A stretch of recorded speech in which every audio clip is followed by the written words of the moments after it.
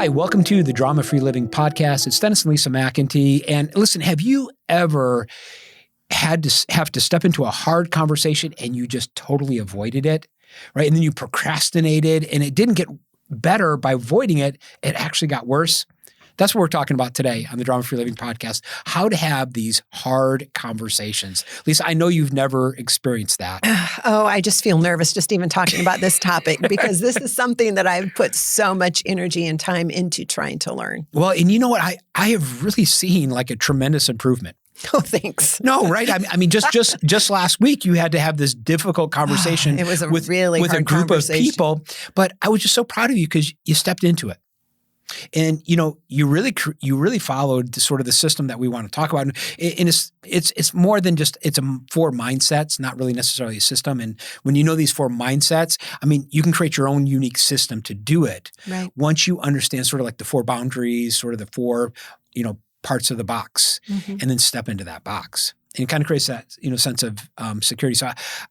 So you're giving me a recipe today, huh? Yeah, kind of just a recipe. Love a recipe. Yeah, good recipe. Follow the recipe and make it unique to you, right? As long as you do these 4 parts of the recipe, I think you're going to be fine. Mm-hmm. So, and listen, what I've discovered is that all of these challenges really are more emotional than they're logical in nature. Right. Right? Really, because, you could take Radical Candor or Brene Brown or Crucial Conversations. So like your favorite framework, but you have to step into it and do it. Yeah.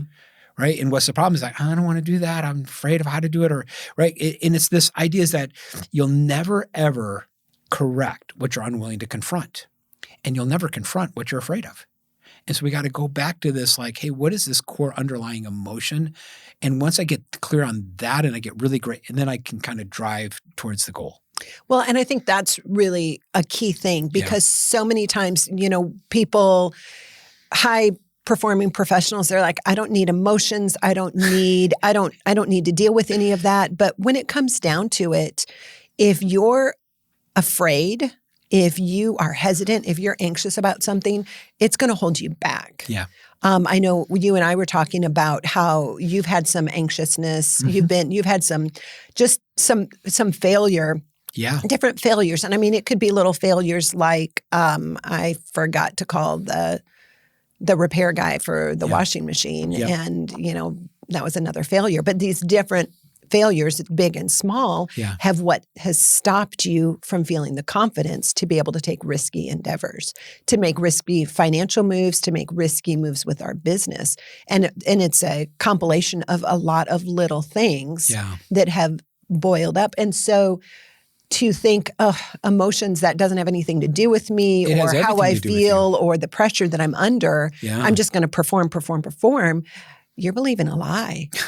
Because it really is holding you back. And you really need a group of people or people in your life that you can talk to about these things. In fact, Lisa, I think that's the thing that people talk to us about the Leadership Roundtable. Lisa, we've had people in this program for like 6, 7 years, and they literally say, I will never leave because this is my tribe.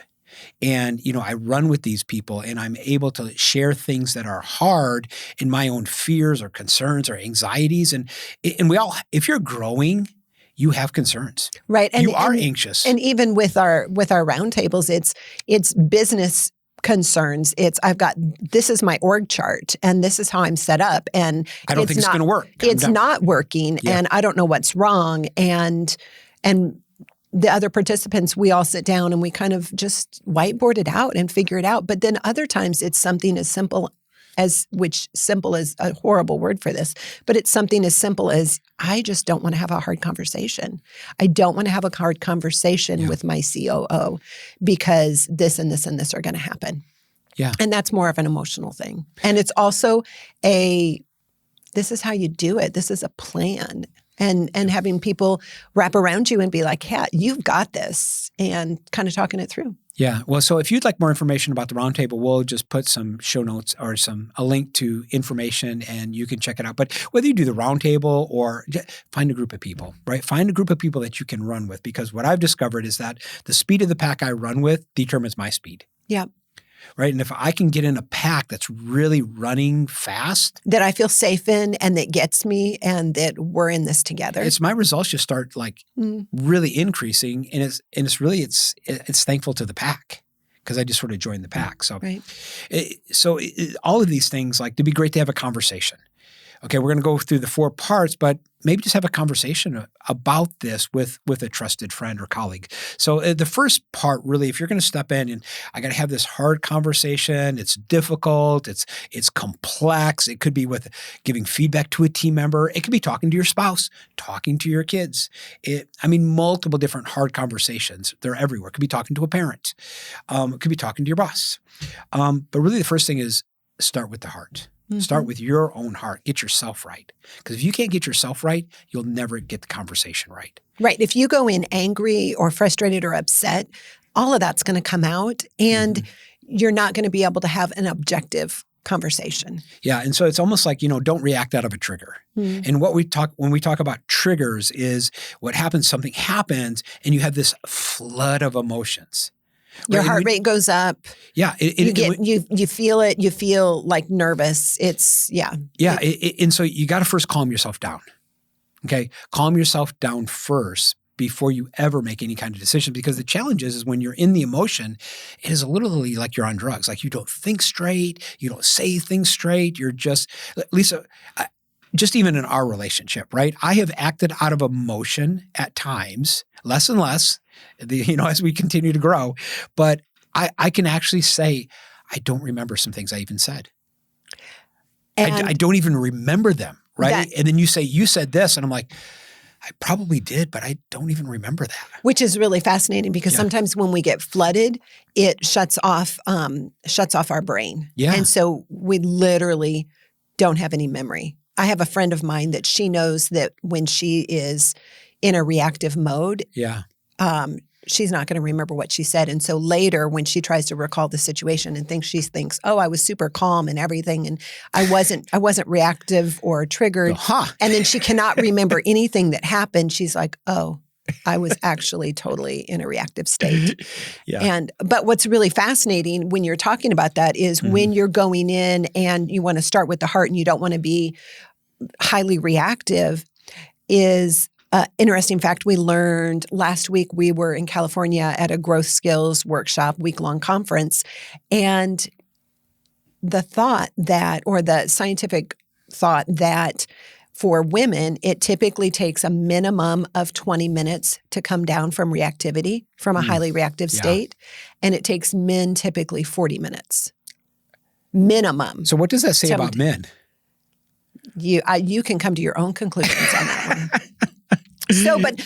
What's fascinating? So if something happens, you're going to need to give yourself, a minimum of 20 to 40 minutes before you go and address it, because you need to allow yourself to come back down. Because if you're going to address it out of being highly reactive, it's not going to go well. Yeah, because you're going to say things that you don't really mean, or you absolutely mean it. You 100%. You will say things and you will totally mean it, but you probably shouldn't have said it. Okay, fair enough. And so a quick hack, Lisa, can we give people a quick hack? Please. When you do get triggered, okay? And let me get this right. The hack is to wait 20 to 40 minutes. Here's another hack, right? Because here's the problem, is you cannot outthink yourself into a problem you felt your way into, okay? So and this is what typically, right? You're flooded, and so you don't have access to your logical brain. You don't have access to frontal cortex. You're back here in the brainstem. Well, back at the brainstem is something called the vagus nerve. And the vagus nerve is the nerve that flows through your entire body. It's the largest nerve, goes all the way down to your gut. And so it's this idea that your body and your emotions are tied together. And so what I've realized is that when I get flooded, I got to do something with my body, and it calms my emotions down. It gives a place for the energy to go. Absolutely, right? And it's this idea of, body and emotions are connected together. And so you want to calm down this emotion so that you go back to this place of logic. And so things like box breathing, like just deep breaths for a minute, right? It's why people do exercise, right? It's why after you exercise, you immediately feel different emotionally. Right? Because your body is connected, your body and your emotions are connected together. So stop trying to outthink your way into something you felt your way into. Right. And many times people try to do that, and it's not the most efficient way to do it. You want to go first to your body and get your body calmed, and it will start to affect your emotion. Quick hack. Love it. Okay, so be calm before you address something so you don't blow up and throw up all over them. Yeah, so here is sort of the clarity formula for the hard conversations. And when you're thinking about your heart, you want to answer 4 questions. Okay, first of all, what do I want for me? Okay, we're having this difficulty, Lisa. So what do I want for me?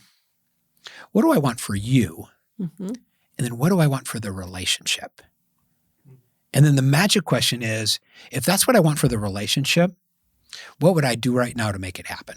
Now, we're talking the relationship could be for the team. Yeah, right. It's not necessarily just an interpersonal relationship thing. This is also in a team setting. It's like, what do I want for me? We're on a team together and we're working on a project and we have to interact on a regular basis. And we come across we're butting heads a little bit, or there's just something that's not clicking, and I have to have a hard conversation with you. It's like, what do I want for me? What do I want for you? What do I want for the relationship, for the team in regards to how we are trying to work together? Right. So, for example, like I'm having this sales conversation. Okay, what do I want for me? Well, I want the revenue that comes from the sales. Well, what do I want for you? I want you to be successful and be with us long term. And what do I want for the relationship? I want us to be able to have a conversation about behavior, right? That we both come to like clarity and understanding and agreement, right? So, and then what would I do right now if I wanted those results? Well, I'd put it in a document. I'd write it out, and I'd sit down and just go step by step and just get really clear, and then ask if you have any questions about it, right? And that's But if I'm just mad because I think you're not doing what you're supposed to be doing and I just come at you caustically, and this happens all the time. Yeah. Right? But just literally these 4 questions, it really is the clarity formula for hard conversations. Yeah. So what do I want for me? What do I want? What do I want for you? What do I want you to do or be? Or have. And then what do I want us? What is the win for us together in this relationship, in this situation? And then what would I do right now if I want those results? And it being something tangible, not ethereal, like what you were saying. It's coming up with a list of preset choices, a list of expectations. Success criteria, KPIs. Yeah. And this is what we need. Yeah. So, and you got to step into it, because it's like whatever you don't address, you endorse. And can I say that clarity formula is completely non-emotional? Yeah. Because we've already dealt with the explosion previously. So when we come into it, we can think logically and be like, okay, we need to solve this. This is broken. We need to solve it. Yeah. So we've already exploded somewhere else. We've calmed ourselves down, and we are no longer internally cussing and swearing at them, or we're no longer internally beating ourselves up and shaming ourselves or whatever. Yeah. Whatever like go-to bad strategy you have, you're not doing that anymore, right? Okay. And Lisa, I just want to mention, I think the mistake really people make is they place peace over clarity. Right? It's like I do. I tend to, that is my default. Yeah. Yeah. But then we're typically what happens is that you're not satisfied with the outcome. But it's like we are the ones that created the outcome. And I love the statement. I know Brené Brown says it all the time. I don't think she was the originator of it, but clarity is kindness. Yeah. It's like we think we're being kind, right? But we're really not being kind at all. We're really being unkind. So if you're not giving clarity to situations, circumstances, behavior, right? Not to be dictatorial, but it's like, hey, this is the clarity that I need to provide for people. Because honestly, like, at least I sort of believe that most people have the right intentions, right? I believe in in most situations, people don't come in with bad intentions, but they just don't have the clarity that we've provided, right? Right, and you never want like to sort of live in a fantasy world. But how many times do teams just live in a fantasy world, right? You're okay. Like but I never step in and have that hard conversation. Yeah. It's fantasy. Because we want to be kind, not nice. Yeah. Yeah. Well, and I think, we learned this statement from John Townsend this last week is when we step into these situations, is it hurtful or is it harmful? I'm okay to be hurtful. I'm just never want to be harmful, right? Because it might hurt, right? It's like, if I go to the dentist, it is typically hurt. You're going to feel pain. I'm going to feel pain. It's going to hurt. But does he do it to harm me? He actually does it to help me, right? So it's like, if you're hurting helps. Now, harming doesn't help, right? But hurting, it's okay, right? I want to step in, hey, this is going to be uncomfortable. You might not like this, and I don't like this, and this is not fun, right? But we got to go through that to really help. Right. Yep. Now, we talk about all of this. This is one of our topics in Leadership 101. Yeah. Well, in fact, that we have an entire coaching session around this. So if you're sort of listening and going, oh my gosh, I don't even know how to do this. Or we have many formulas, and you actually get like a live interactive coaching. And so Leadership 101, we cover this in that. And so we'll put some notes in the show notes for you. And if you're a leader and go, man, I got some managers that really need to go through this type of training, sign them up for Leadership 101. It'll be one of the best things you've ever done and a great gift to people that are managers. And it's a 6-month-long training instructional time where we bring you together virtually and live virtually and go through and we work through some of these things, some of these topics, such as having hard conversations and being able to confront and being able to get your point across clear and concise where everyone wins, and kind of walking through this together. So your managers that you are responsible for and you're responsible for the results that they and their teams produce, that you guys can all have a win. Yeah. And so there's a fresh start every month. So if you can't, I can't do it this month, every single month is a new start. So it's a rolling program, and it's one of the greatest things that we've ever really created. This live interactive coaching kind of creates this community, and you'll love it if you sign up for it. So first, start with the heart, but that's not all. Learn to look. Learn to look, right? And so I think the problem is that we get so caught up in the content of what needs to be said that we're unaware of the conditions, the context of the environment, right? And it's this idea, Lisa, is that communication is transference of meaning, not transference of words. Correct. Okay. So in communication, only 7% deals with words. There's this whole other 93% that's combined of the behavioral signs, the emotional signs, your tone, right? And so a lot of times, we use words, but the tone that we have, right? Our body signs. Lisa, the best example, I don't know if you remember this, is probably been married for 34 years, probably year number 1. I remember one time coming in the kitchen and you had angry eyes, and I said, hey, what's wrong? You go, nothing's wrong. And I go, great. Hey, I'm going to go out for the afternoon. I'll see you later. Right. And I realized really quick that when you say nothing's wrong, everything's wrong. Did you mean nothing's wrong? No. Right. And I have the same thing, right? As I have a certain tone, and you go, your words and your tone, they're not congruent. And your body language. Yeah. And so it's this idea is that there is overt communication, which is the words, right? And there is covert. It's your tone, your body language. And when there is a discrepancy, guess which one wins? Covert all the time. Right. And so really getting really good at going out and sort of learning to look at the situation. Lisa, because if you say, hey, Dennis, I need you to do this. And I go, oh, and maybe if you're watching on YouTube, you'll totally get this. If you're listening on a podcast, just sort of imagine me kind of being slumped over. And I go, oh, well, all right, if that's what you want me to do. Right. How convinced are you that I'm going to do it? Right. Probably not convinced at all, because you read my body language. But then the mistake leaders make sometimes is they go back to their managers and go, hey, they're going to do it. They said they would do it. But all of the signs indicate they're not going to do it. They're procrastinating.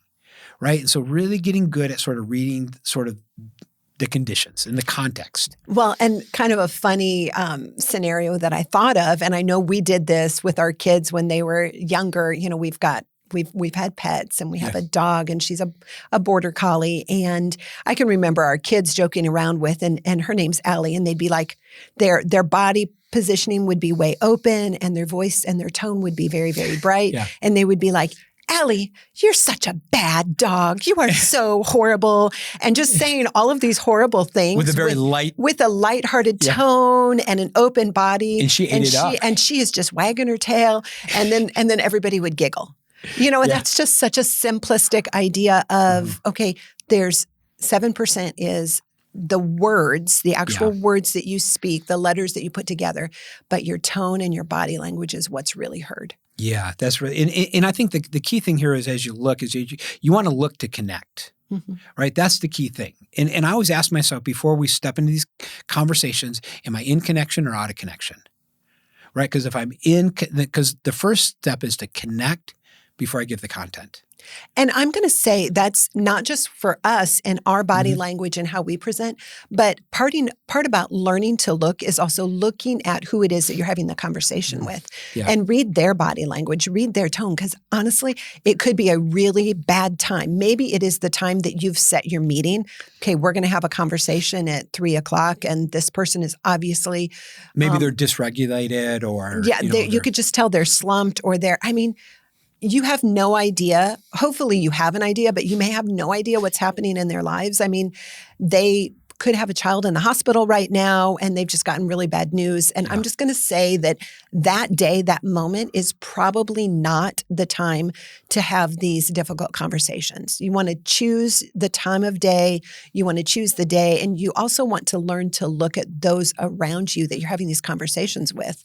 And you cannot put off these conversations for days or weeks or months, but within the time frame that you have the allowance for, have the hard conversation during the peak of when everyone is feeling lightest, because that's when it goes best. Yeah, and here's a key guideline, okay? And is that you never complain about what you permit, right? And so if you find yourself in this place of complaining, I always ask myself, what have I done to permit this situation, right? Because the key thing is like we just kind of go to victim, right? But it's like I've done some things to permit this, to happen. Even if, it's something that from upper management is coming down to me, I still permitted certain things, right? And owning what I can own. And because the key thing is like that victimhood and you never want to be there. So, so the recipe is start with your heart, get your heart right, learn to look and create safety. Yes. Safety is a big deal. When you're having a difficult conversation, when you're having to talk about some difficult things and maybe confrontational conversations, you have to create a safe place. Yeah. And so there's two parts to safety. Okay. And so just think about these things as you continue to create safety is there has to be mutual purpose, which means do the people I'm communicating with right now believe I care about their goals? Right? Their dreams, their desires, what they want. What are their needs? What are their wants? Right? Do they trust my motives? And I think there has to be a mutual purpose, because if there's not a mutual purpose, like, hey, I need this, but what do you need? And hey, I get it that you need this, or I understand that you want this, or hey, I know this is important to you. Like I'm trying, and there has to be this mutual purpose. People aren't going to buy into it. It's going to be a tough go to kind of have that, right? So this idea of mutual purpose. And then the other one, an interesting idea is mutual respect, right? Now, can you respect somebody that is disrespectful? Right? Because people do things that are unkind and not correct and hurtful, sometimes harmful. But I think me respecting you says nothing about you. It says everything about me. Right? And I'm also going to say something along that is you could feel that I am disrespectful. And maybe I am not being disrespectful. Yeah. You're just hearing and seeing, you're interpreting my actions as disrespectful. Yeah. For example, I come from New England and we just speak very directly, or even when we were in Germany. Yeah. When we were in Germany, we had a cat, and our cat liked to go. I knew the cat story was coming out. Here it comes. His name was Echo, and he liked to go visit. He was an indoor-outdoor cat, and that's very common in Germany. And so one day I had a lady come to my door, and she opens the door, and she is like drilling me in German, and it's so quick and so fast, and I'm catching about every third word. Totally understand the context, understand what she's trying to say. But basically, she's like, hey, your cat's coming over to our place and eating so much food that they're putting out for him, eating so much food and just always eating and eating. And, are you not feeding your cat? And if you don't want your cat, we'll take him. And it was just super, super, super direct. And it was just very I was like flabbergasted. I was taken aback. I was like, whoa, what is even going? And I was kind of offended. And I basically responded, well, I'm so sorry. Thank you for telling me. No, we love our cat. We want our cat. It's our child's favorite. And, we'll make sure that he's eating here at home and whatever else I said. But the situation was her culture and how she communicated came across as offensive to me, and I felt disrespected. She was not meaning disrespect. It was just... It's how you heard it. It was how I heard it, because she was declaring her intent in a very direct way, which was very normal in Berlin for people to just tell you what they think, tell you what they say, be very direct and not smile and not put any niceties behind it. Yeah. It was just that's the communication. It's transactional. We're getting stuff done. And so just because someone is disrespecting you doesn't necessarily mean that they are being disrespectful. Well, and I think that a little bit, at least in the American context, and I know we have just, people from all over the world that listen and watch with us, but especially like in the American context, I think that is a challenge that we kind of run into, right? Is that the cancel culture, right? You say something, I feel disrespected, so I just cancel you. I don't have a conversation. And we don't try to understand where the other person is coming from, or maybe, what their intention truly is. Yeah. And so there's sort of like three sort of guidelines that I have for this, is that I always try to, honor people's basic humanity. At the end of the day, we're both human, right? We're breathing the same air, right? And then I always look for ways we're similar, not for ways we're different. How are we similar? And I've even seen as, the different sides of the political spectrum. It's like, when it comes down to it, it's like they want the same thing. There's just sort of two different ways to go about getting that, right? Because at the end of the day, I think Americans want the same thing, but there are different paths to that. And we argue about the path, but like, hey, let's agree that we're after this, right? Hey, we're trying to get this done. And then recognize that we all have weaknesses. Yeah. Right? It's like I'm magnifying your weakness, but I got things too that I'm working on, and just kind of being honest. And here's the problem. When people feel disrespected, they're highly charged. Yes. Okay.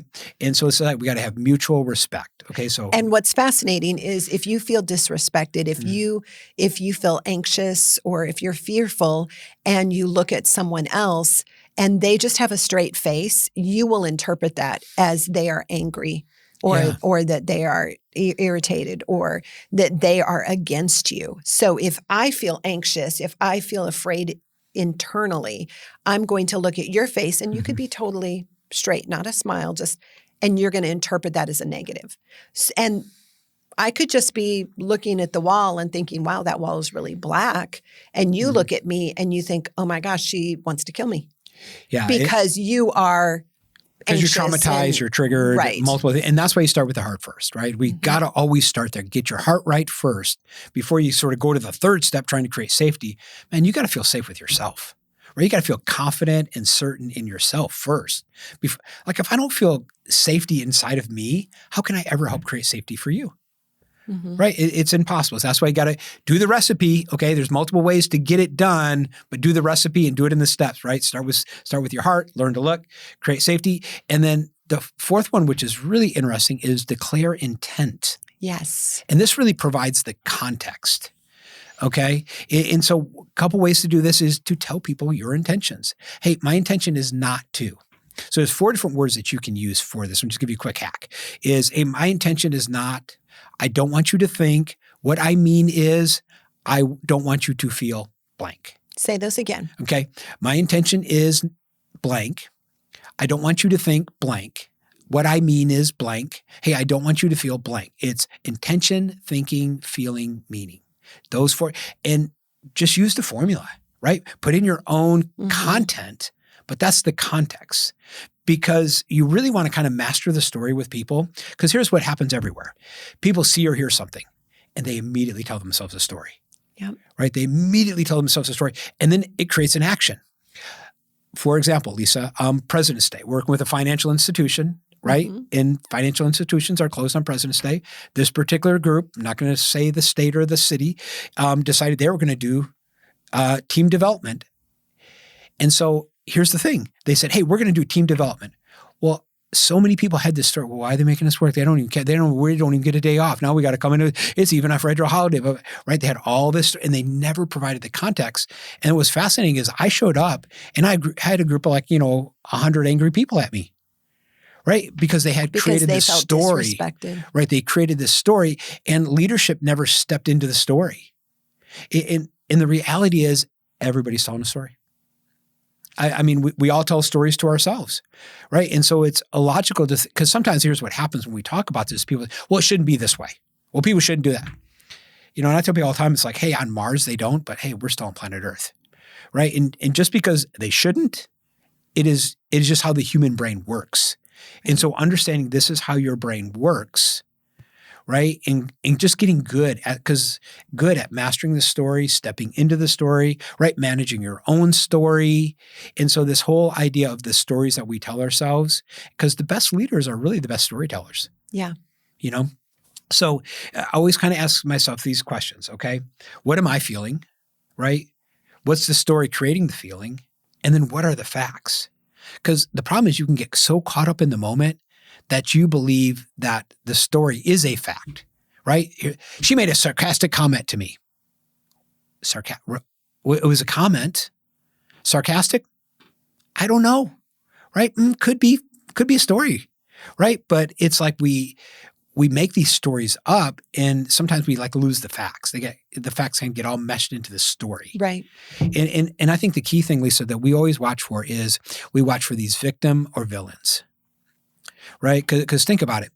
If I tend to play the victim, you know what I need? I need you to be the villain. Right.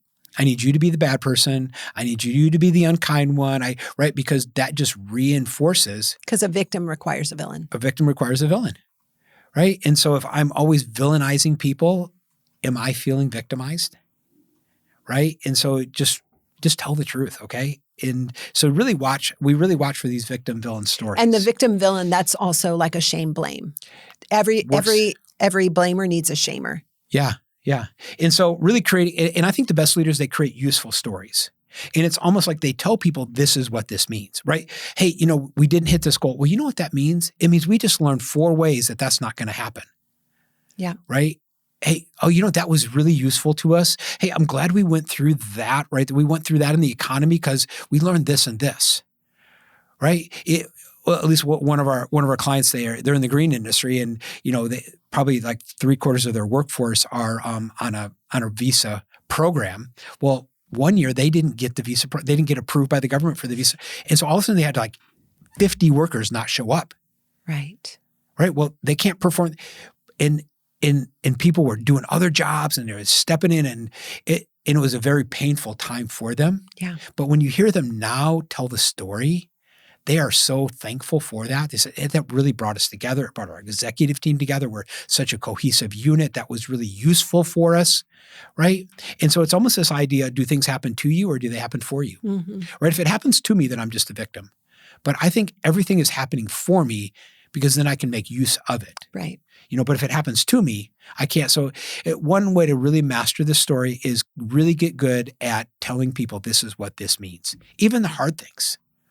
So 4 things real quick, right? Well, now hang on. I've got a little hack for when you're in the middle of a hard conversation. Okay. So when you're in the middle of a hard conversation and whoever it is that you're having that conversation with, hey, I noticed you didn't hit your sales goal this month, and we just need to talk about, what are some strategies, what we can do, because I really want you to be able to be successful. I want you to get that bonus, and we as a company need it. Okay. So right there, I was like, what do I want for me? What do I want for you? What do I want for the relationship? I just listed those now. You just did the whole recipe. I just did the whole recipe. But what you have to know is at some point they may get defensive and they were like, well, I couldn't and I wasn't trained. I didn't have this and this. And one hack that I do is at that point, if their heart rate is starting to raise and their blood pressure is maybe starting to go up, it affects the atmosphere. And by nature, by close proximity, mine can begin to go up. Yeah. And I have to stop and I have to recenter myself. And they don't know what I'm doing, but at that point, when I feel them getting maybe defensive or, kind of getting aggravated, irritated, I intentionally slow my breathing down, and I intentionally begin to breathe, and I actually slow things down. I do more eye contact rather than less, and slowing things down. And you can even do things like there are different things that can center you, and some of them are just feeling your feet on the floor. But what another thing is, like I know Dennis, you kind of do tapping. Yep. Tapping with your fingers. What I do is I'll just kind of have my hands loosely together, and I just kind of put my finger under my fingernail of the other hand, across. Yeah. And so I'm touching my different fingers, and I'm feeling the sensation of the pad of my finger under the other fingernail. And just because what that does is that causes me to stay up in the front rather than going back into the emotion, because I'm alert and I'm aware of my surroundings. So I'm starting to breathe slower, more deeply. I'm touching my fingers, and it helps keep me from getting emotionally elevated and helps keep my heart rate down, because a little bit it separates me from your intense emotion and helps keep me knowing what my objective is. What do I want for me? Yeah. What do I want for you? What do I want for the relationship? And what do I need to do to get those results? And I know when I'm in a difficult conversation, when I'm having those hard conversations, I need to stay calm and I need to stay centered, because if I let myself get my blood boiling, we're not going to get it done, because I'm not going to be able to hold respect for you, because I'm just going to slice and dice you. Yeah. And Lisa, that's really part of like learning to look, right? As people are speeding up, and you can just sort of notice they're talking faster, there's more charge to it. So when it speeds up, you slow down. That's sort of the key premise. It's like, if it's speeding up, you slow it down. You slow yourself down. And because you also have a part to play in the atmosphere. So also, Lisa, what's bubbling? And that's whether you're leading the meeting or whether you're participating in the meeting. Because if you're in a meeting with your higher up and your higher up is getting elevated, it's not going to help me at all, and it's not going to help my job security if I allow myself to get elevated. I need to keep myself calm. It could be a conversation with your child. It could be a conversation with your spouse, or the board that you're a part of a board of directors of. It's just, you've got to maintain your calm state. Otherwise, we're just not going to accomplish this. Yeah, this has been fascinating. So listen, if you have a challenge with this, maybe you just sort of like tend to avoid these kind of situations and you don't feel equipped, or you don't feel like, I don't really quite know how to do this, sign up for Leadership 101. Every single month is a new session, and this is a big part of that. And it's a group coaching. It's not just instructional. It's going to be a lot of conversation. You get to talk about your personal situation and get very, very specific help and customized help for however you deal with this type of situation. Yeah. Yeah. Lisa, what's bubbling up for you today?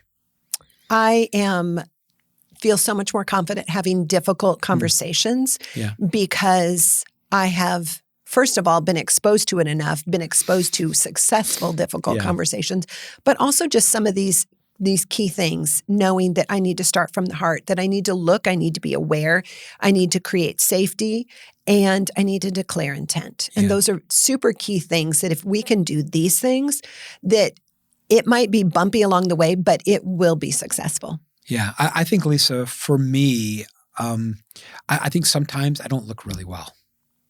And I need to be very aware as people are speeding things up to slow myself down. Because sometimes if you speed up, I speed up right along with you. You're like, yeah, let's go. Right. and I just need to like really learn to slow it down. And so I think that's what I'm going to work on. So listen, this has been fun. We'll see you next time on the Drama Free Living Podcast.